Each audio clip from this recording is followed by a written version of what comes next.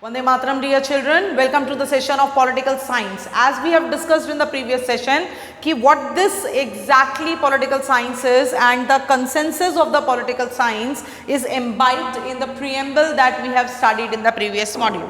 As we have seen in the preamble that there are certain values imbibed in it such as freedom, equality, justice, ऐसी कुछ सारी बहुत सारी चीज़ें हैं जो हमको प्रीएम्बल में एंश्टाइन हमको देखने में मिलती है. And the whole country is there to rule out with these all policies, to govern these all policies. We are maintaining a system, we are forming the groups because everybody of us is entitled to do that, right?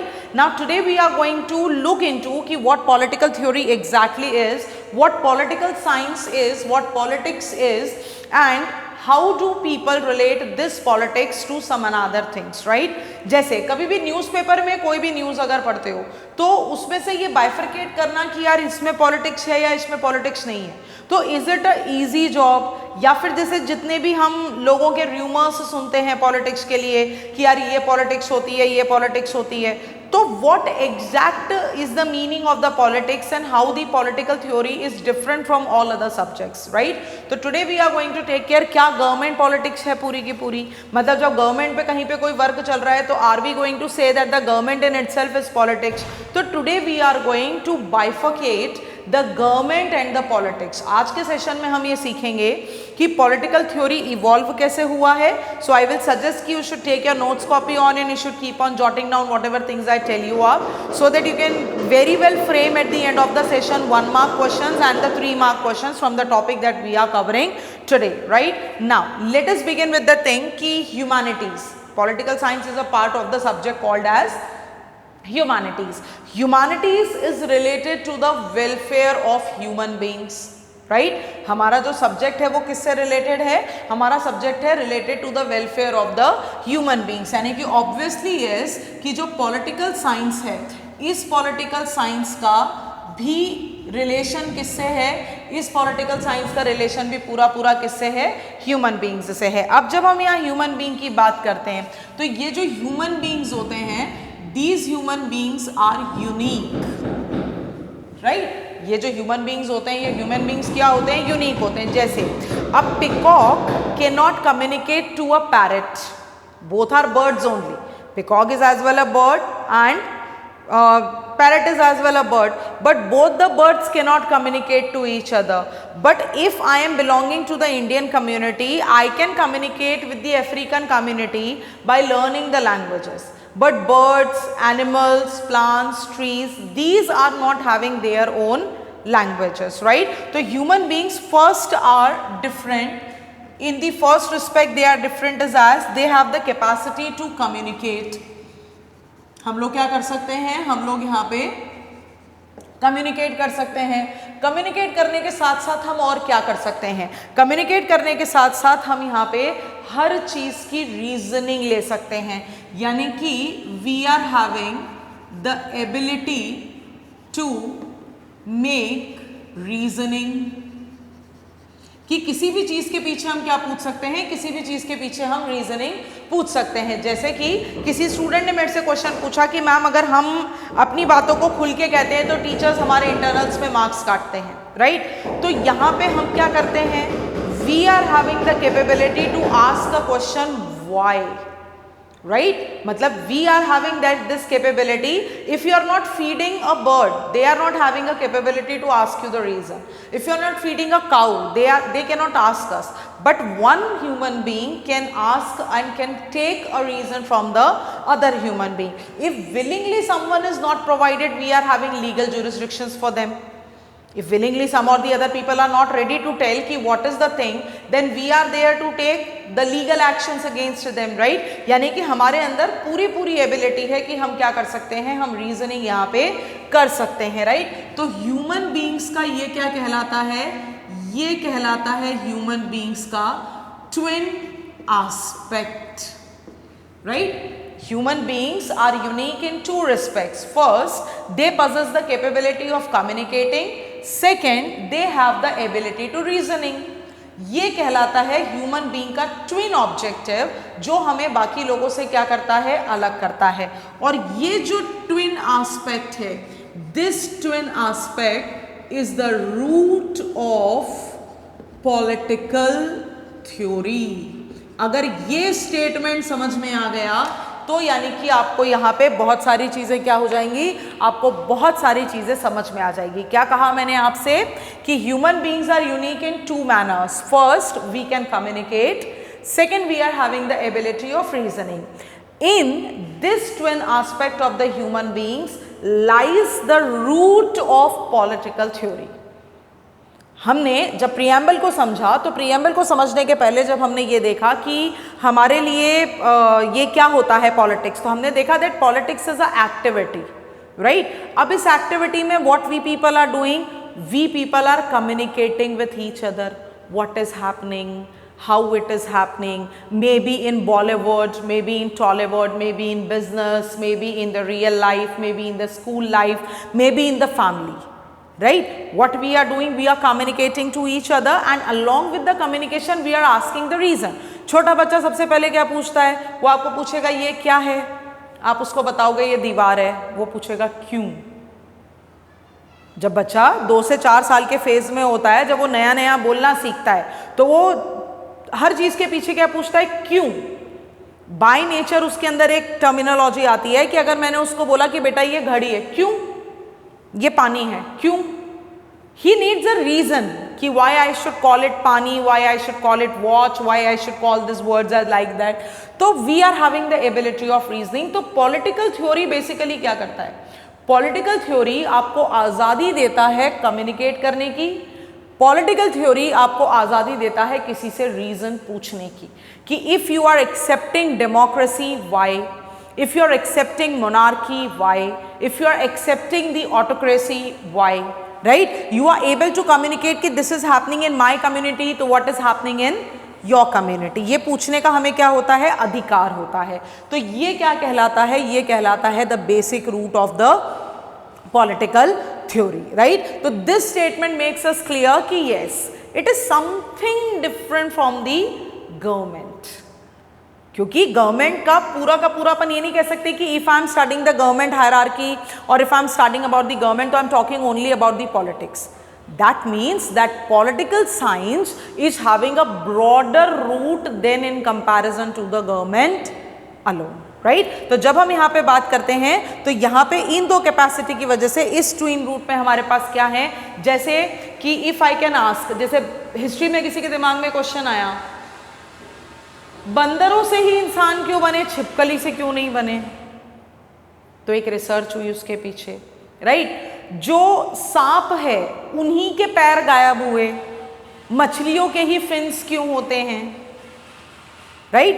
How the society gets organize. हमारे दिमाग में question आता है कि यार ये building बनी है तो ये कैसे बनी है, ये चीज हुआ है तो कैसे हुआ है.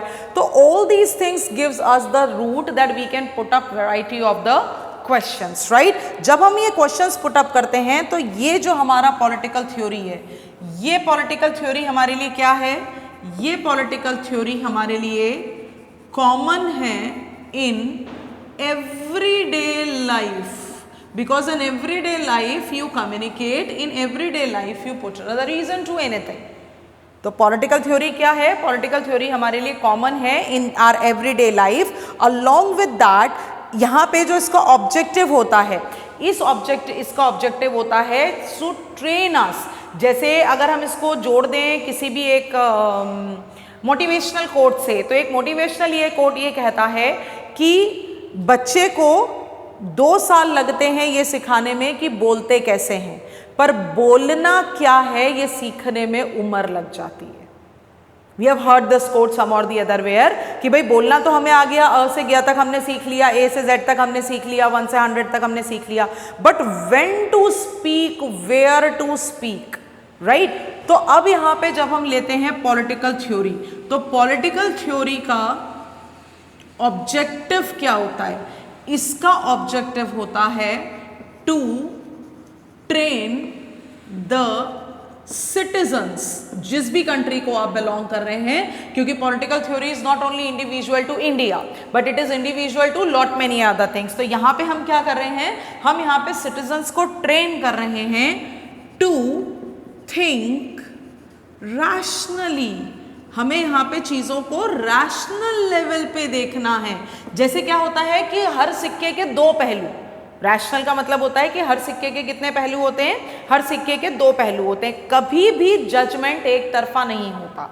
इस रैशनैलिटी को समझने के लिए यहाँ पे हम बात करते हैं कि हमारे देश में संविधान में ऐसा है कि सामने वाले ने कितना भी जघन्य मतलब ब्रूटल से ब्रूटल अगर उसने कोई क्राइम क्यों ना किया हो, he is entitled to get a lawyer.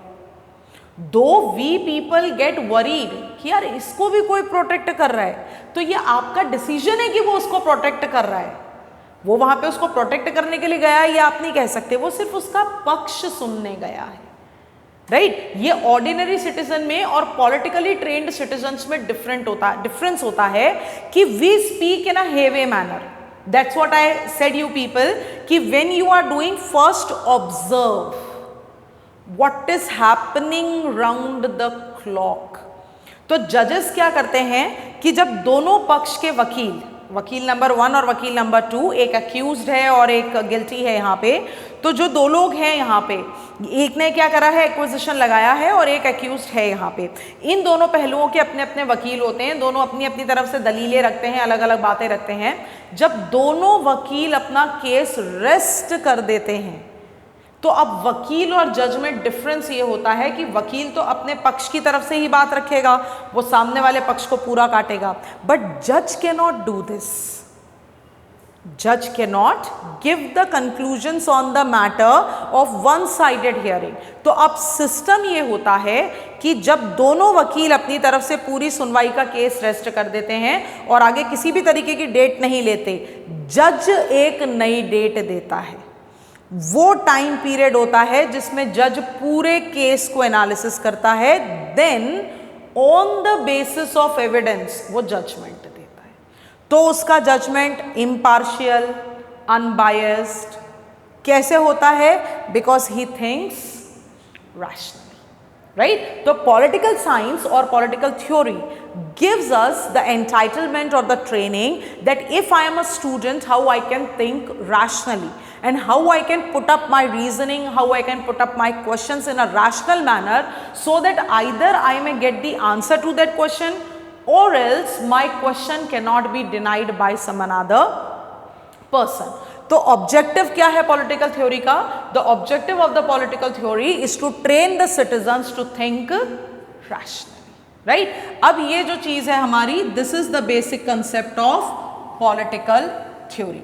अब यहाँ पे अपन पढ़ते हैं कि जब हम बात करते हैं व्हाट इज पॉलिटिक्स, इसकी वन लाइनर डेफिनेशन तो हम लोग पिछले मॉड्यूल में लिख चुके हैं।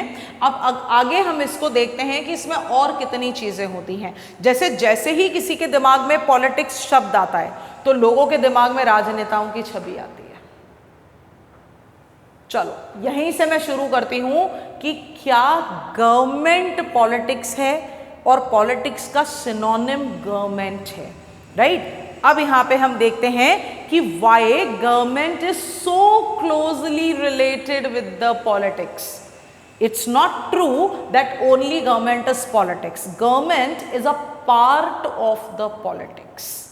Government is a part of the politics, right. तो अब यहाँ पे अपने पास क्वेश्चन आता है, क्योंकि हमारे पास एबिलिटी है रीजनिंग की, तो हमें यहाँ पे रीजनिंग चाहिए कि is government politics in itself, मतलब क्या गवर्नमेंट अपने आप में एक पूरा का पूरा पॉलिटिक्स है? सो इसका आंसर है no, not in real terms. Real terms में गवर्नमेंट पॉलिटिक्स नहीं है। Then why it is like that कि every particular being treats, every particular being से मेरा मतलब है जो लेमैन है, जो लोग पॉलिटिकल थ्योरी को डेप्थ में नहीं पढ़ते हैं, तो फिर वो लोग ऐसा क्यों कहते हैं कि गवर्नमेंट ही पॉलिटिक्स है? तो अब अपन यहाँ पे लेते हैं इसका रीजन, क्योंकि हमें हर चीज की क्या चाहिए? रीजनिंग चाहिए। पॉलिटिकल थ्योरी का काम है कि ये हमें ट्रेन कर रहा है रैशनली थिंक करने के लिए। तो now I am putting up some points, those points will tell you कि why people relate government with politics. यहाँ पे अपन देखते हैं कि जो गवर्नमेंट है, इस गवर्नमेंट का मेन ऑब्जेक्टिव क्या होता है? गवर्नमेंट का मेन ऑब्जेक्टिव होता है to frame policies, education policy, 5 year plan, infrastructure की पॉलिसी, सब्सिडीज की पॉलिसी, ठीक है, या फिर रेलवेज की कोई अपनी खुद की पॉलिसी है, एचआरडी मिनिस्ट्री की अपनी कोई खुद की पॉलिसी है, एग्रीकल्चर डिपार्टमेंट की अपनी खुद की कुछ पॉलिसीज हैं। ये पॉलिसीज फ्रेम करना किसका मेन ऑब्जेक्टिव होता है? गवर्नमेंट का। इंडिया में ये काम कैसे होता है? इंडिया में ये काम होता है through NITI Aayog, national institute of transforming India. India में जो ये पॉलिसीज फ्रेम होती हैं, इंडिया में पॉलिसीज कौन फ्रेम करता है? एक एडिशनल क्वेश्चन यहाँ पे बना लो कि इंडिया में पॉलिसी फ्रेम करता है नीति आयोग। इंडिया में जो पॉलिसी फ्रेम होती है वो नीति आयोग फ्रेम करता है। नीति का फुल फॉर्म क्या है? National institute for transforming India. ये नीति का क्या है? फुल फॉर्म है। तो गवर्नमेंट का मेन ऑब्जेक्टिव होता है कि वो क्या करेगा? पॉलिसीज बनाएगा। ये जो पॉलिसीज गवर्नमेंट ने बनाई हैं, ये पॉलिसीज अनाउंस्ड होती हैं थ्रू सोशल मीडिया, जैसे फेसबुक पे आएगा, इंस्टा पे आएगा, यूट्यूब पे आएगा, राइट, या फिर किसी न्यूज़ चैनल पे आएगा, न्यूज़पेपर में आएगा। तो ये पॉलिसी क्या होती है? ये पॉलिसी अनाउंस्ड होती है। जैसे बिजनेसमैन जो अपना बिजनेस चलाने के लिए पॉलिसी बनाता है वो अनाउंस्ड नहीं होती, वो सिर्फ उतने लोगों तक सीमित होती है जो उस बिजनेस से डायरेक्टली या इनडायरेक्टली कनेक्टेड है, ठीक है। स्कूल जो पॉलिसी बनाता है, जैसे हर स्कूल की अपनी खुद की एक रनिंग पॉलिसी होती है, तो हर स्कूल अपनी खुद की पॉलिसी बनाता है, पर वो कहीं अनाउंस नहीं करता उसको कि मैं इस पॉलिसी से वर्क कर रहा हूँ। लेकिन सीबीएसई जो पॉलिसी बनाता है वो सब लोगों को नोन होती है। स्टेट बोर्ड जो पॉलिसी बनाते हैं वो सबको नोन होती है, वो लोग गवर्नमेंट के थ्रू काम कर रहे हैं। तो ये क्या होता है? Through social media. ये क्या होता है? चाहे प्रिंट मीडिया है, चाहे कम्युनिकेशन वर्बल मीडिया है, प्रिंट मीडिया और वर्बल मीडिया, इसमें हम दोनों को इंक्लूड करेंगे। तो ये क्या होती है? सोशल मीडिया के थ्रू अनाउंस होती हैं। जब ये अनाउंस्ड होती हैं थ्रू सोशल मीडिया, तो सोशल मीडिया क्या करता है? सोशल मीडिया यहाँ पे रोल प्ले करता है टू डिस्कस। लोग इन पॉलिसीज पे क्या कर पाते हैं? लोग इन पॉलिसीज पे डिस्कस कर पाते हैं। देखो, पॉलिटिकल थ्योरी क्या कर रहा है? कम्युनिकेट कर रहा है। गवर्नमेंट ने कोई पॉलिसी अनाउंस करी, आप उसके ऊपर क्या कर रहे हो? डिस्कस कर रहे हो। हमें एबिलिटी मिलती है रीजनिंग की, लोग क्या करते हैं? लोग डिस्कस करते हैं, लोग यहाँ पे ग्रुप्स फॉर्म करते हैं। तो सोशल मीडिया पे हमें प्लेटफॉर्म मिला कि हम इन पॉलिसीज को डिस्कस करें। भाई सरकार की न्यू एजुकेशन पॉलिसी आई, लोगों ने उसको डिस्कस किया, ठीक है। सरकार ने ये लॉकडाउन के लिए पॉलिसी बनाई, लोगों ने उसको डिस्कस किया, लोगों ने उसके लिए ग्रुप्स फॉर्म करे अपने अपने आप में। जैसे अभी विरोध का एक नया तरीका सामने आया है।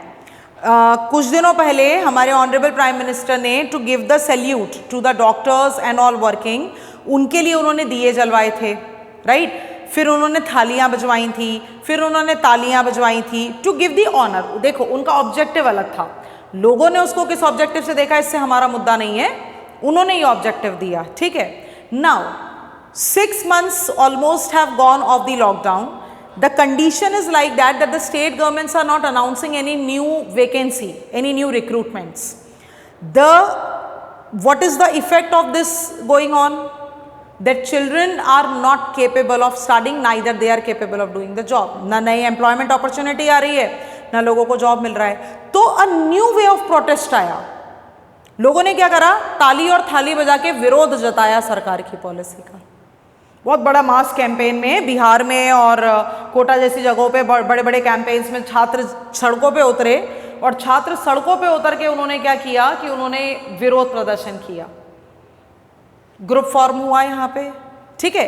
किसकी पॉलिसी पे? सरकार की पॉलिसी पे। तो लोगों को क्या लगा कि ये पॉलिटिक्स है, राइट, क्योंकि ये सारी चीज क्या होती है? विजिबल होती है। That is why people confuse that the government is politics. That is why people confuse that government is politics. ये जो अपना पूरा प्रोसीजर है, ये कंप्लीट जो अपन ने यहाँ पे क्या देखा, ये जो प्रोसीजर है, ये प्रोसीजर वेरी नियर है टू पॉलिटिकल थ्योरी, मतलब जो अपन पॉलिटिकल थ्योरी में क्या करते हैं, पॉलिटिकल थ्योरी के कंसेप्ट में जो अपन पढ़ते हैं उस पॉलिटिकल थ्योरी के कंसेप्ट के बहुत नियर बाय है। इसीलिए क्या होता है, देयरफॉर जो पीपल हैं आपके ये कंफ्यूज करते हैं कि गवर्नमेंट इज पॉलिटिक्स। ये बन गया आपका 4 मार्क्स का एक आंसर। अब देखो इस आंसर को क्या कैसे पढ़ेंगे, the question will be is government in itself a politics और the answer can be asked in another way as well, no not in real terms. Give reason in support of your answer. The main objective of government is to frame policies like education policy, railway policy, agricultural policy, right? These policies are announced through the social media, maybe in printed form, maybe in verbal form. That is either through the Facebook and Insta, either through the YouTube and news channels. The role played by the social media results in the discussions and result in the formation of the groups. Due to this procedure, as this procedure is very nearby to the concept of the political theory, that is why people confuse that it is a politics in itself. Got how you are supposed to frame the answer? 4 number का question है, आपने आपका opinion भी दे दिया, आपने आपने आपके opinion को जस्टिफाई भी कर दिया, जस्टिफाई करके आपने कंक्लूजन भी कर दिया।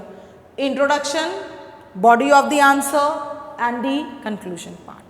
This makes you entitled for a full on full marks in the answers of the political theory, right? तो 2 things we have discussed कि human beings unique होते हैं और गवर्नमेंट अकेली पॉलिटिक्स नहीं होती। तो फिर पॉलिटिक्स क्या है? अगर गवर्नमेंट पॉलिटिक्स नहीं है, सो द क्वेश्चन इज कि फिर पॉलिटिक्स क्या है? तो अगर अपन यहाँ पे बात करें तो जो पॉलिटिक्स होती है, ये पॉलिटिक्स के डिफरेंट विजन्स होते हैं। जो अपन पॉलिटिकल थ्योरी की बात करते हैं तो पॉलिटिकल थ्योरी में मल्टीपल नेगोशिएशंस होते हैं।